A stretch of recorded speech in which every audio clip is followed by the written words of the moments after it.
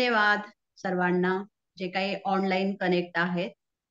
सर्वप्रथम सफल संत विचार मंच या सर्वांना माझा नमस्कार. ओम शांती. आणि माझं ज्यांनी आता ओळख करून दिली त्यांनाही धन्यवाद. सर्वप्रथम आपण प्रजापिता ब्रह्माकुमारी ईश्वरी विश्वविद्यालय त्याचा परिचय करून घेणार आहोत. त्याची स्थापना 1937 साली सिंध हैदराबाद पाकिस्तान या ठिकाणी झाली आणि याच्या विविध ठिकाणी ब्रांचेस आहेत आणि मुख्य ऑफिस माउंट आबू राजस्थान 50 साली 47च्या फाळणीनंतर 50 मध्ये माउंट आबू ह्या ठिकाणी या कार्याची सुरुवात झाली. याच्या पूर्ण विश्वभरामध्ये 19हून अधिक देशांमध्ये कार्य चालतं आणि 8,500हून अधिक ब्रांचेस भारतामध्ये ह्याच्या शाखा विविध ठिकाणी आहेत. ज्याप्रमाणे पुण्यामध्ये कर्वेनगर आणि याची जी मुख्य शाखा आहे मीरा सोसायटी या ठिकाणी, तिथून ह्या शाखा विविध ठिकाणी गेलेल्या आहेत. जसं कर्वेनगर मध्ये पण कोथरूड, अद्वैत नगर, आदित्य गार्डन सिटी, डहाणूकर अशा विविध ठिकाणी जे कार्य चालतं त्याचं संचालन या ठिकाणाहून होतं. याचा उद्देश काय आहे? तर आज आपण पाहतो की शिक्षण आणि मनुष्य सुशिक्षित होत चाललेला आहे, परंतु आज नीतिमूल्ये जी आहे त्याची ढासळण होत चाललेली आहे. म्हणून ह्या संस्थेची स्थापना केली गेली. परंतु आज प्रजापिता ब्रह्माकुमारी ईश्वरी विश्वविद्यालय ह्या नावामध्येच खूप काही लपलेलं आहे. विश्वविद्यालय अर्थात संपूर्ण विश्वातल्या लोकांसाठी हे विद्यालय आहे. इथे कोणत्याही प्रकारची जात, धर्म, काळा, गोरा, गरीब, श्रीमंत हा भेद ठेवलेला नाहीये आणि विनामूल्य प्रशिक्षण आम्ही देतो. आणि सर्वप्रथम जसं आपल्याला इंट्रोडक्शन मध्ये मिळालं की 7 डेज कोर्स, सप्ताह कोर्स असतो, जिथे स्वतःची ओळख, समयाची ओळख, परमेश्वराची ओळख करून दिली जाते. आणि म्हटलेलं आहे की विद्यालय अर्थात जिथे काहीतरी विषय घेऊन अभ्यास केला जातो. तर इथे सर्वप्रथम 4 विषय दिले गेले. म्हटलेलं आहे की ज्ञान अर्थात समज, मी कोण आहे, मी कुठून आली आहे आणि माझ्या जीवनाचं उद्दिष्ट काय आहे. नाहीतर आज आपण आलो, रमलो आणि शेवटी गेलो. परंतु आज आपलं मानव जीवन आहे आणि मनुष्य हा बुद्धिवान प्राणी आहे. तर आज आपण या जीवनामध्ये काय करत आहोत, तर ही नॉलेज किंवा ज्ञान दिलं जातं. नंतर म्हटलेलं आहे समय कोणता चालू आहे आणि समयानुसार आपल्याला काय करायला हवं हेही मार्गदर्शन. आपण ज्ञान अर्थात स्वतःची ओळख, समयाची ओळख, परमेश्वराची ओळख अर्थात मी कोण आहे, मी कुठून आली आहे आणि माझ्या जीवनाचं उद्दिष्ट काय आहे. नाहीतर आज आपण म्हणतो की मानव जीवन हे सर्वश्रेष्ठ जीवन आहे आणि माणूस हा बुद्धिवान आहे, तर त्याच्या जीवनाचं सार्थक कशामध्ये आहे. प्रत्येक जण आपापल्या परीने पृथ्वीवर ह्या शरीरामध्ये आल्यानंतर काही ना काहीतरी करत असतो, परंतु आपल्या जीवनाचं उद्दिष्ट हे वेगळं आहे. नंतर म्हटलेलं आहे योग. योग अर्थात आत्म्याचं परमात्म्याशी कनेक्शन, संबंध, जोड. ज्याप्रमाणे दूर होण्याला वियोग हा शब्द वापरला जातो, त्याप्रमाणे आपण अचानक समोर आलो की म्हणतो काय योगा योग आहे. तसा हा आत्म्याचा परमात्म्याशी कनेक्शन, संबंध, जोड, ज्याला योग हा शब्द वापरला गेलाय. एक आहे फिजिकल योगा ऍक्टिव्हिटीज, त्याही आज शारीरिक स्वास्थ्यासाठी जरुरी आहेत. परंतु मनाला परमात्म्यामध्ये जेव्हा आपण कनेक्ट करतो आणि ती जी आपल्याला शक्ती प्राप्त होते, ती पण खूप महत्वाची आहे. कारण मनाच्या शक्तीच्या आधारावरच आपण सर्व कारोबार, कार्य करत असतो. नंतर म्हटलेलं आहे ह्या सत्संगामध्ये जे काही रोज अभ्यास शिकवला जातो, अध्ययन केलं जातं, त्याचा हळूहळू दैनंदिन जीवनामध्ये उतरवण्याचा प्रयत्न केला जातो. आणि ती शक्ती आपल्याला जी येते जीवनामध्ये, ज्याप्रमाणे मी जसं उदाहरण देईन की भोजन आपण घेतो आणि भोजन जोपर्यंत पाचन होत नाही त्याचं, तोपर्यंत शक्ती नाही बनत. तसंच आहे हे ज्ञानाचं पण. रोज आपण ऐकतो, परंतु ऐकून सोडून नाही द्यायचं आहे. तर त्याची जीवनामध्ये प्रचिती घ्यायची आहे आणि जीवन आपलं शक्तिशाली बनवायचं, अर्थात मनाला स्ट्रॉंग करणं, असे विचार या ठिकाणी दिले जातात. नंतर आहे ज्ञान, योग, धारणा आणि चौथा विषय आहे तो आहे सेवा, ईश्वरीय सेवा. त्या सेवेमध्ये जसं आपण अनेक उपक्रम राबवले जातात, तर इथे 24 प्रभाग आहेत. विंग्स आहेत. महिला, यूथ, बिझनेसमॅन, डॉक्टर्स, सायंटिस्ट अशा ग्रामविकास, अशा विविध क्षेत्राच्या माध्यमातून धर्मसंमेलनं पण भरतात. तर त्या सर्व विविध क्षेत्राच्या माध्यमातून सर्व मनुष्य आत्म्यांना स्वतःची ओळख करून देणे आणि अशा ह्या अनेक सेवेतून अनेकांच्या दुवा प्राप्त करणं आणि अनेकांना व्यसनांपासून पण मुक्त करण्याचं कार्य ही संस्था करते. ज्याप्रमाणे मेडिटेशनच्या आधारे बऱ्याच जणांचे ब्लॉकेजेस पण ओपन झालेले आहेत. तर मेडिकल विंगच्या अंतर्गत हा पण एक उपक्रम राबवला जातो. तर असे हे 4 विषय आहेत, ज्या विषयांचा अभ्यास करून आम्हाला जे ध्येय प्राप्त करायचं आहे, ते म्हटलं जातं, की "नर ऐसा कर्म करे, जो नर से श्री नारायण बने. नारी ऐशी कर्म करे, सो नारी से श्री लक्ष्मी बने." आज आपण देवी-देवतांची पूजा करतो कारण देवता महान आहेत, श्रेष्ठ आहेत. परंतु त्याचबरोबर आपल्यामध्ये आणि त्यांच्यामध्ये जो फरक आहे, तो काय फरक आहे?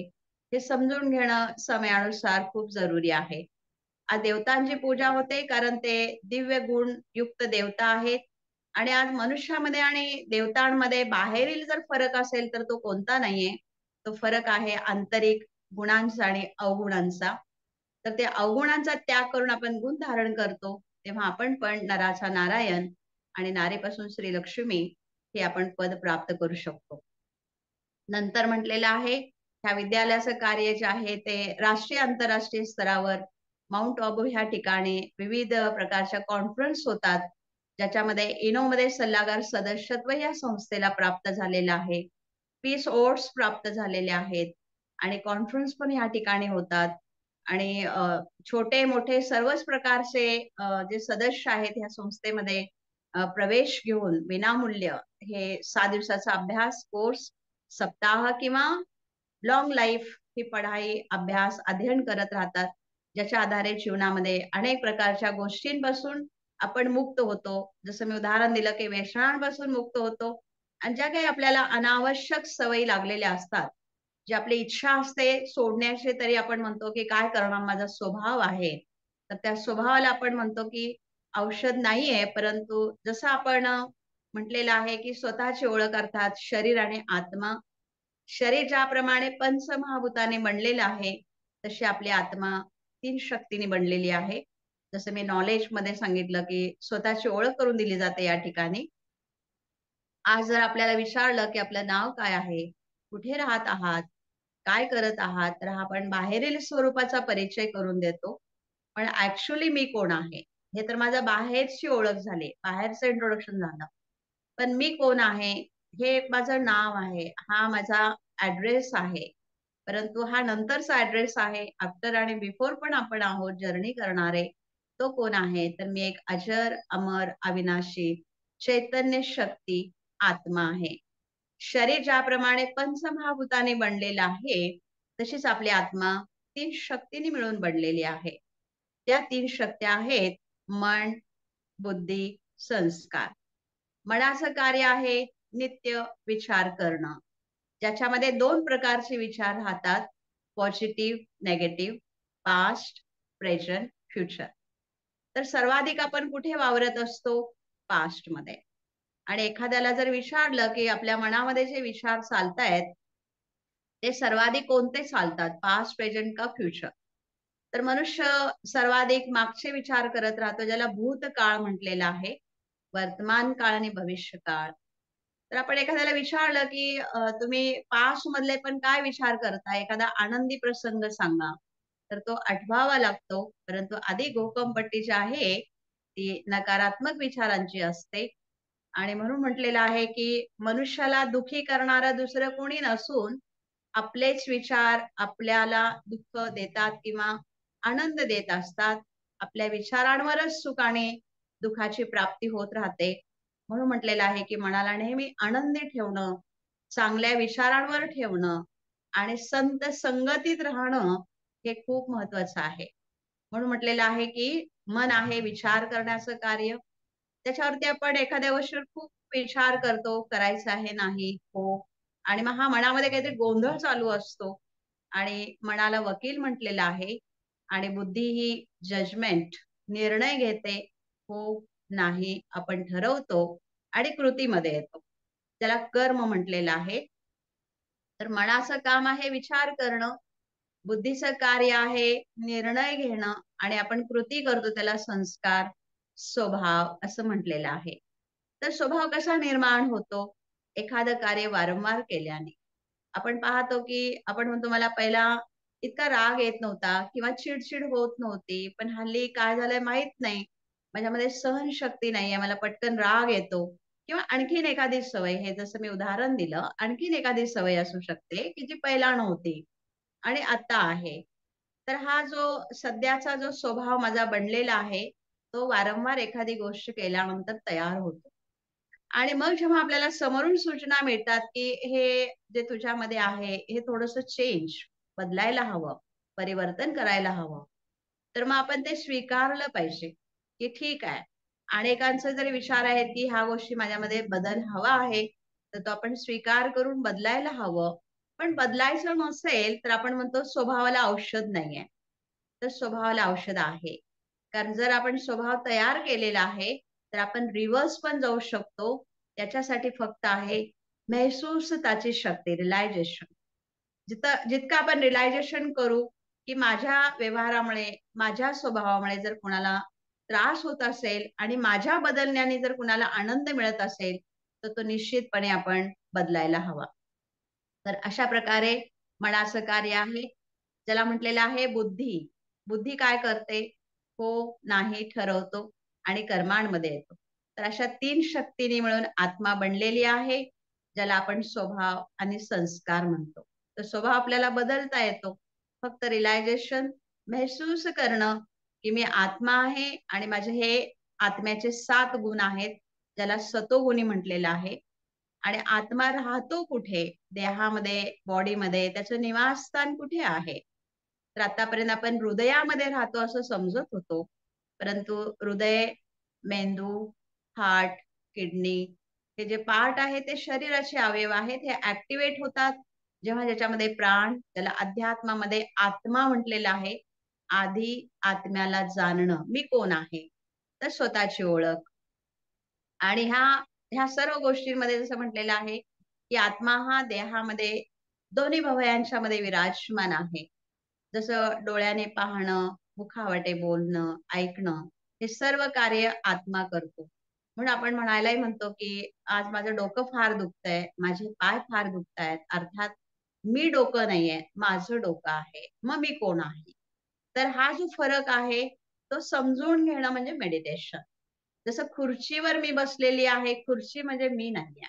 खुर्ची हे माध्यम आहे, इन्स्ट्रुमेंट आहे. त्याप्रमाणे देह एक माध्यम आहे आणि देहाला धारण करून आपण सर्वजण भूतलावर विविध प्रकारचे रोल अभिनय करत आहोत. परंतु आत्मा आणि शरीर ह्या 2 भिन्न गोष्टी समजणं म्हणजे मेडिटेशन.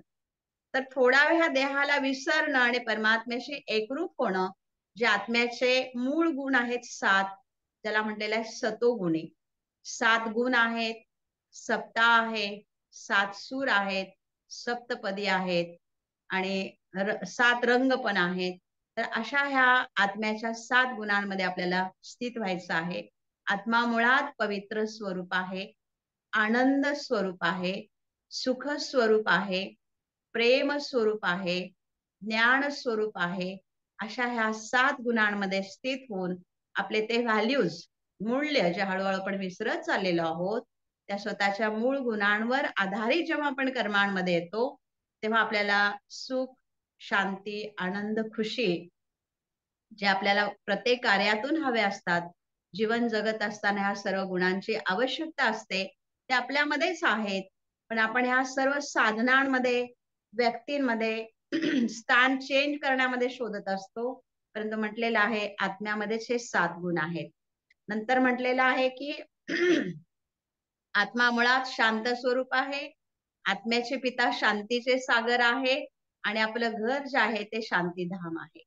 आणि अशा ह्या सर्व व्हॅल्यूज अनुसार आपण जेव्हा जीवन जगतो, तेव्हा आपल्या जीवनामध्ये खूप सारं समाधान, सुख, आनंद, प्रेम हे सर्व अगदी स्वतः फील करतो मेडिटेशनच्या आधारे त्या गुणांना वाढवतो.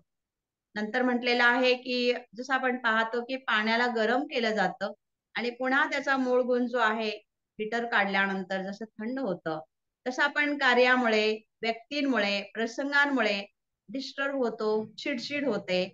परंतु हे आपले व्हॅल्यूज नाहीयेत. आपले मूळ गुण जे आहेत, ह्या परिस्थितीनुसार, व्यक्तीच्या व्यवहारानुसार, प्रसंगानुसार आपण हे सर्व हाताळायचं आहे.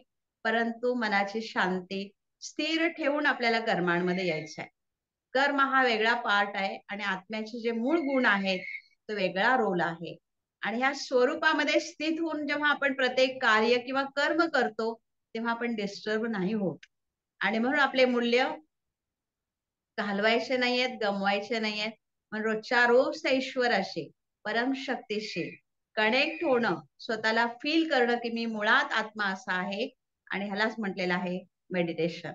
तर मेडिटेशनसाठी म्हटलेलं आहे भगवंताशी एकरूप होण्यासाठी रोजच्या रोज नवीन विचार या ठिकाणी दिले जातात आणि ते सत्संगामध्ये रोजच्या रोज परमात्मा जे आम्हाला शिकवत आहे, त्याचे जीवन जगण्यासाठी आम्हाला खूप मदत होते, उपयोग होतो. नंतर म्हटलेलं आहे, आपण म्हणायलाही म्हणतो, की ऑल युअर ब्रदर्स जसं म्हटलं, की सर्व विश्वातले माझे भाऊ आणि बहिणी आहेत आणि भारत हा माझा देश आहे आणि सर्व भारतीय माझे बांधव आहेत. किंवा कुठेही आपण भाषण देत असतानाही म्हणतो, इथं बसलेले माझे बंधू आणि भगिनींनो, आपण लहानपणापासून प्रार्थनेमध्ये पण म्हणत आलो, की सर्वजण माझे भारत माझा देश आणि सर्व भारतातले माझे बांधव आहेत किंवा हिंदू, मुस्लिम, शीख, ईसाई आपस में भाई-भाई असं म्हणतो आपण, परंतु आज ते म्हणणं आणि प्रॅक्टिकल कृतीमध्ये जे अंतर आहे, ते आपल्याला दूर करायला हवं. कारण म्हणतो तसे आपण वागत नाहीये आणि जर आपण असं सगळेजणच वागायला लागलो, तर आज अनेक प्रकारची जी जगामध्ये, विश्वामध्ये, घरामध्ये, गल्लीमध्ये, शहरांमध्ये जी अशांती आहे, ती अशांती राहणार नाही. कारण आपण सर्वजण एका ईश्वराची मुलं आहोत आणि आपल्या सर्वांचा धर्म एक आहे, घर एक आहे आणि परमात्मा पिता एक आहे. मग हे संघर्ष कशामुळे आहेत? नंतर म्हटलेलं आहे, आज आत्म्यांमध्ये पण अनेक प्रकार आहेत. त्याच्यासाठी म्हटलं जातं महान आत्मा, देवात्मा, धर्मात्मा, पुण्यात्मा, पापात्मा आणि तो आहे परमात्मा. तर जसे ज्याचे कर्म त्याप्रमाणे त्यांना ते टायटल, स्टेटस मिळतं. परंतु परमात्मा जे आपल्याला शिकवत आहे, त्या ज्ञानाचे आपल्याला जीवनामध्ये खूप दैनंदिन जीवनामध्ये उपयोग होतो. आणि म्हणून आपण म्हणतो, की आलोय आणखीन जायचं आहे. कुठून आलो? कुठे जायचं आहे? ती जी आपल्याला विस्मृती झालेली आहे, ती पुन्हा आपल्याला ईश्वर येऊन आपल्याला आठवण करून देत आहे, की "हे मुलांनो, हे आत्म्यांनो, आपण धर्तीवर एक पार्ट प्ले करण्यासाठी आलोय, पण आपलं घर आहे 5 तत्वांच्याही पलीकडे." जसं एखादा व्यक्ती गेल्यानंतर म्हणतो आपण, की आपल्याला पण एक दिवस असंच जायचं आहे. पण कुठून आलो? कुठे जायचंय? आफ्टर, बिफोर जर्नी आपण विसरलोय आणि म्हणून ईश्वर आम्हाला ही राह ज्याला म्हटलेलं आहे, की शिवरात्री अर्थात अज्ञानाच्या अंधकारातून परमात्मा आम्हा सर्वांना बाहेर काढण्यासाठी आलेला आहे. अज्ञान अर्थात बऱ्याच प्रकारचं ज्ञान आहे प्रत्येकाकडे. परंतु मी कोण आहे, हे जोपर्यंत आपण ओळखत नाही, स्वतःच्या गुणांना जोपर्यंत आपण जाणून घेत नाही, तोपर्यंत आपल्या मनामध्ये जी शांती, सुख, आनंद यायला हवा, तो येत नाही. आणि म्हणून म्हटलेलं आहे, की विचारांवर आपलं जीवन आहे. जसा मनुष्य विचार करतो तसा तो बनतो. तर संकल्पना बीज म्हटलेलं आहे, कर्माना बीज म्हटलेलं आहे आणि शुद्ध बीजापोटी फळे रसाळ गोमटी म्हटलेलं आहे. मनुष्याचे जसे कर्म, जसे विचार त्याप्रमाणे सुख आणि दुःख, अशांती ह्याची प्राप्ती तो करत राहतो. आणि म्हणून आज मनुष्याना जीवन जगत असताना तणाव जो भाग आहे तो खूप आहे आणि त्याला रिलीज करण्यासाठी आज अनेक प्रकारचे बाहेरचे उपाय केले जातात. परंतु हे सर्व आंतरिकच व्हॅल्यूज, मूल्य, गुण आहेत. परंतु ते न ओळखल्यामुळे आपण बाहेरील साधनांचा आधार घेत राहतो. म्हणून म्हटलेलं आहे, की व्यक्ती गेल्यानंतर प्रत्येकाला 3 फ्रेंड्स आहेत म्हटलं जातं. 3 मित्र का म्हटलं? कारण ते एकदम क्लोज आहेत मनुष्याच्या जगण्यापासून मृत्यूपर्यंत. ते 3 मित्र कोणते आहेत?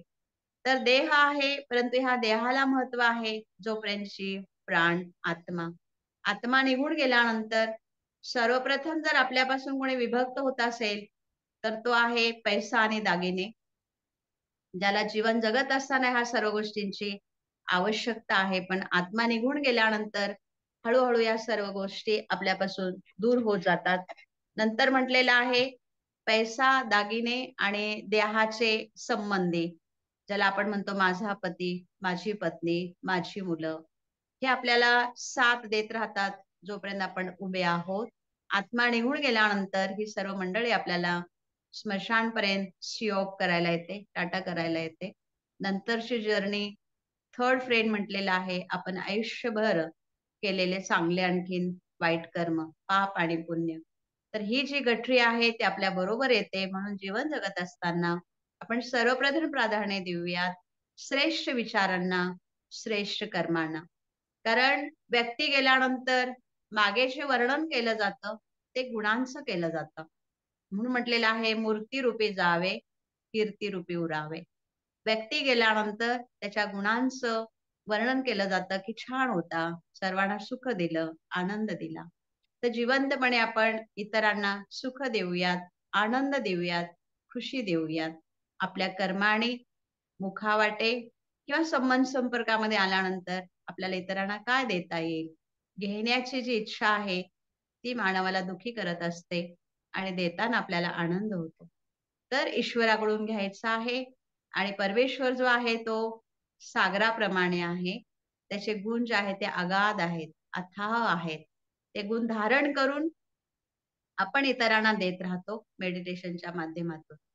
नंतर म्हटलेलं आहे की पृथ्वी, सूक्ष्मवतन, स्थूलवतन ह्या 3 दुनिया आहेत. ज्याला सूक्ष्मवतन अर्थात सर्व मनुष्य आत्म्यांचं राहण्याचं स्थान म्हटलेलं आहे. पृथ्वी हे स्टेज आहे आणि आपण सर्वजण ह्या भूतलावर देह धारण करून विविध पाठ अभिनय करत आहोत. आलोय आणखीन जायचं आहे. तर पृथ्वी ज्याला म्हटलेलं आहे जल, आकाश, अग्नी ह्याच्या पलीकडेही एंजेल्स वर्ल्ड, त्याला निराकारी दुनिया म्हटलेलं आहे. फरिश्त्यांची दुनिया म्हटलेलं आहे. ती दुनिया पण आहे.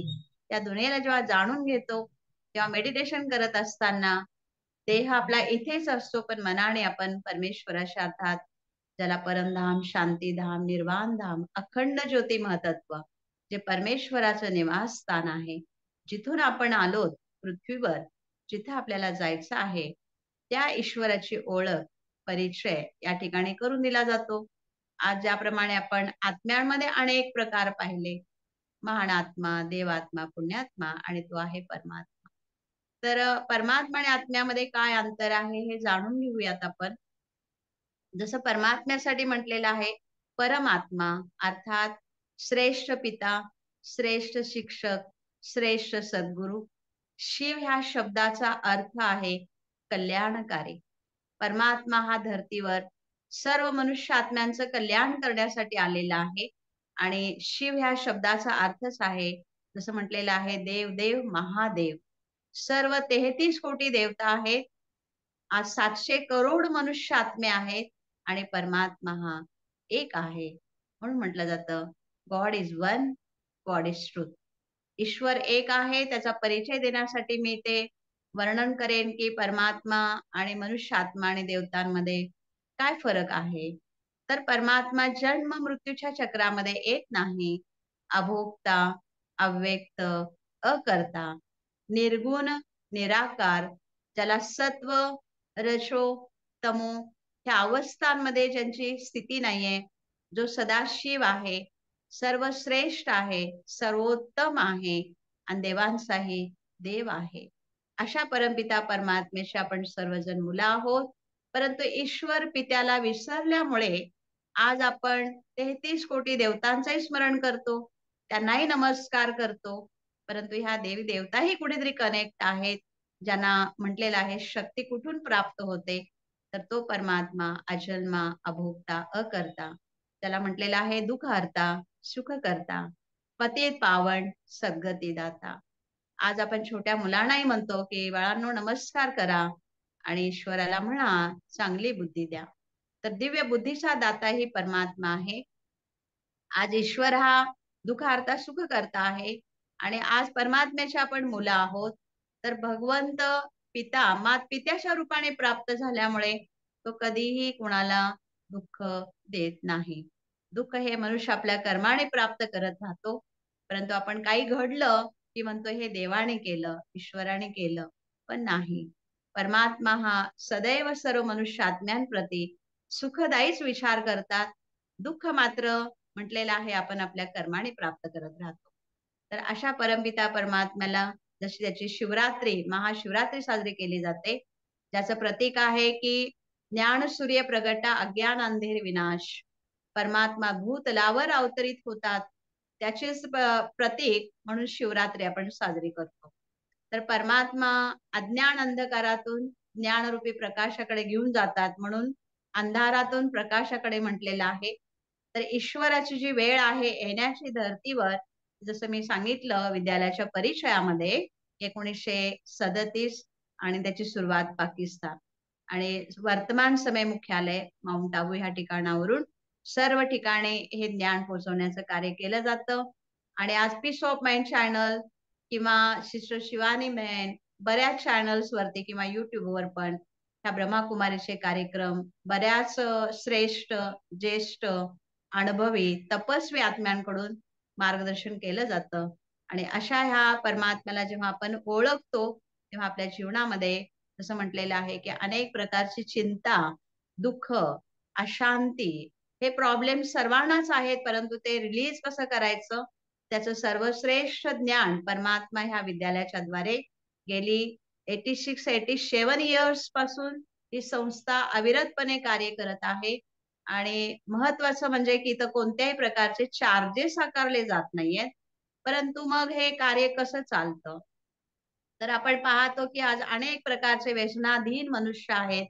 फॅशन आहे, व्यसन आहे, अनेक प्रकारचं मनुष्याचं लाईफस्टाईल आहे. ह्याच्यातून जेव्हा तो उभारी घेतो, बाहेर येतो आणि एक मनुष्य म्हणून जेव्हा जगायला लागतो, तेव्हा त्या अनेक वेस्ट जो मनी, अनेक प्रकारच्या सवयींमध्ये जो जात होता, तोच आज ईश्वरीय कार्याला प्रत्येकजण परिवार समजून सफल करतात. कारण हे ब्रह्माकुमारी ईश्वरीय विश्वविद्यालय हा एक परिवार आहे. जिथे परमात्मा पिता, मात-पिता ज्यांना आपण म्हणत आलो, तमेव माताश्च पिता तमेव, तमेव बंधुश्च सखा तमेव. तर अशा परमात्म्याशी जेव्हा आपण जुटतो, तेव्हा हा एक परिवार तयार होतो.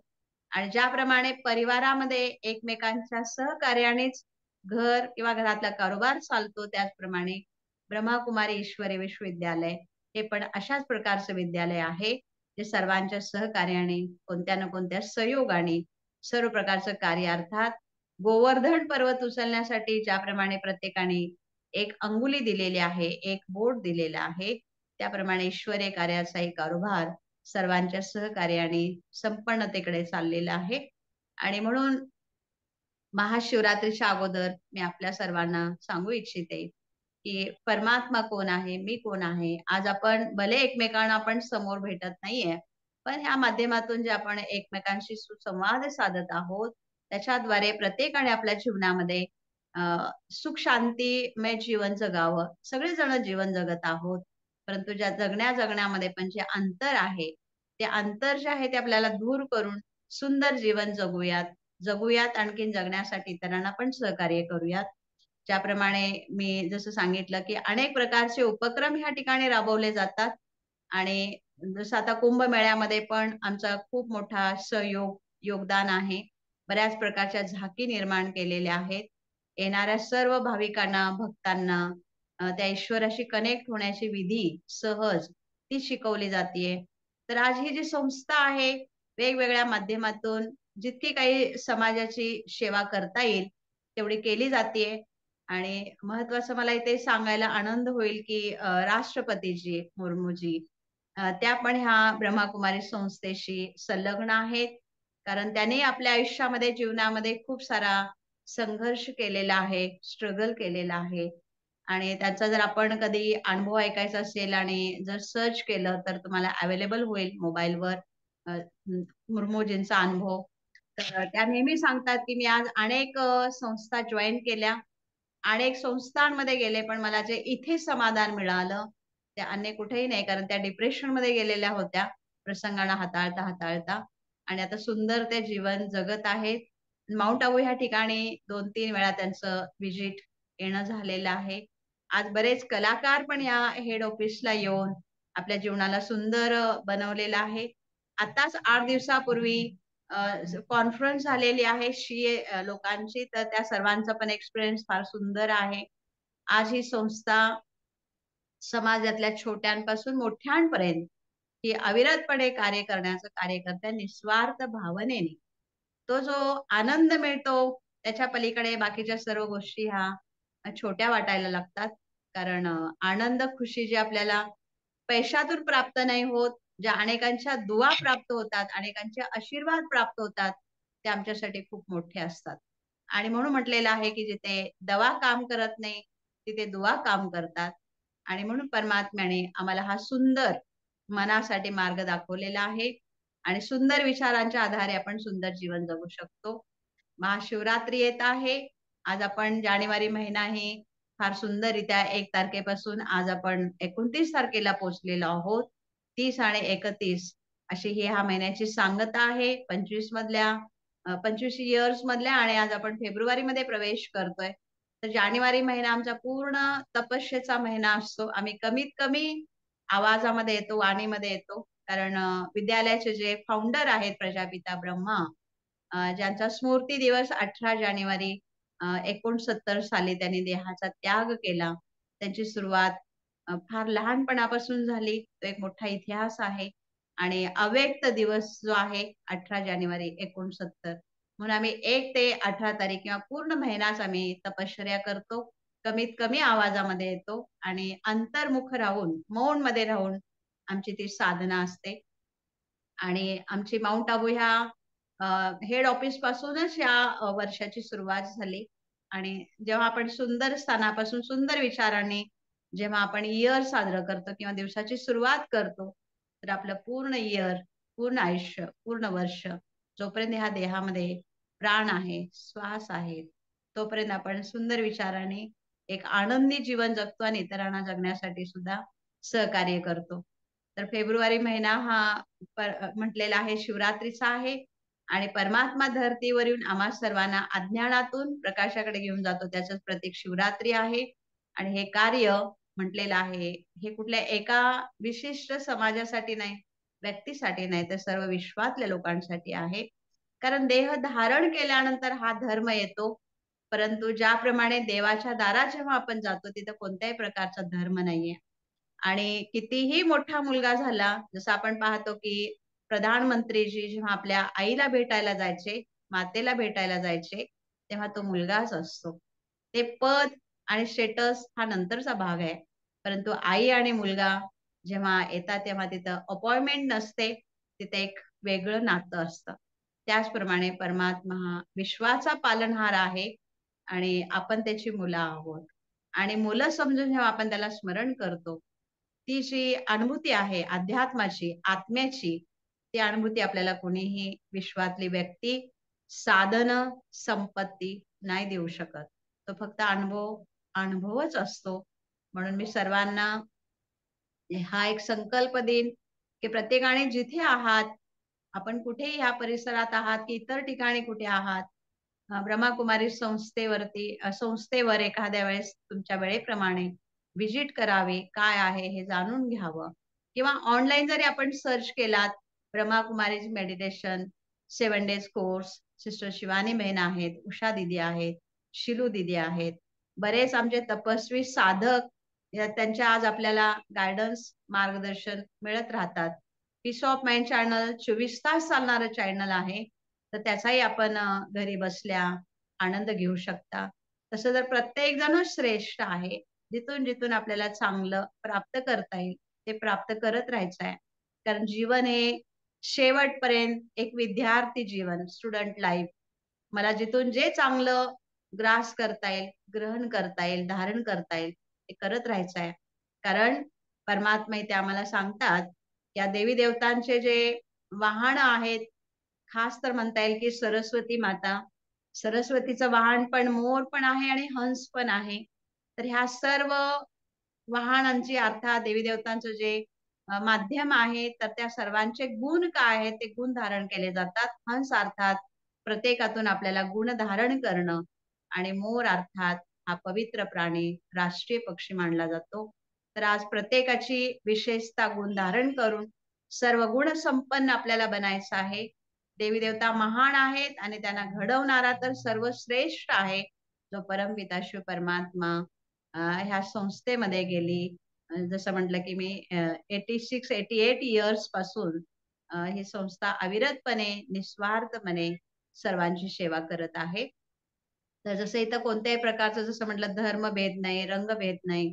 परमात्म्याच्या दरबारामध्ये हा भेदभाव नसतो. ईश्वर हा सर्वांचा आहे आणि आपण त्याची मुलं आहोत आणि परमात्म्याची जी काही प्राप्ती आहे, ज्ञान, गुण, शक्ती, आनंद, खुशी सर्व गुणांचा तो सागर आहे आणि अनलिमिटेड आहे. त्याच्याशी जेव्हा आपण मनबुद्धीने कनेक्ट होतो, तेव्हा आपल्यामध्येही असे सुंदर विचार सागराप्रमाणे निर्माण होतात आणि संकुचित विचार जे आहेत, त्याला कुकमंडलू म्हणू आपण, ते बेहद विचार व्हायला लागतात. अर्थात जगतो आपण स्वतःसाठी, परंतु जगण्याबरोबर इतरांना आपल्याला बसल्या-बसल्या ज्याला आम्ही थर्ड संडेला संपूर्ण विश्वासाठी मेडिटेशन करतो. विश्वाला शांतीचं दान देतो, शक्ती देतो ईश्वराकडून. ज्याप्रमाणे सूर्य संपूर्ण जगाला प्रकाश देतो, शक्ती मिळते आपल्याला, त्याचप्रमाणे परमात्मा ज्ञान सूर्य जेव्हा धर्तीवर अवतरित होतो, तेव्हा सर्व मानवी मनातला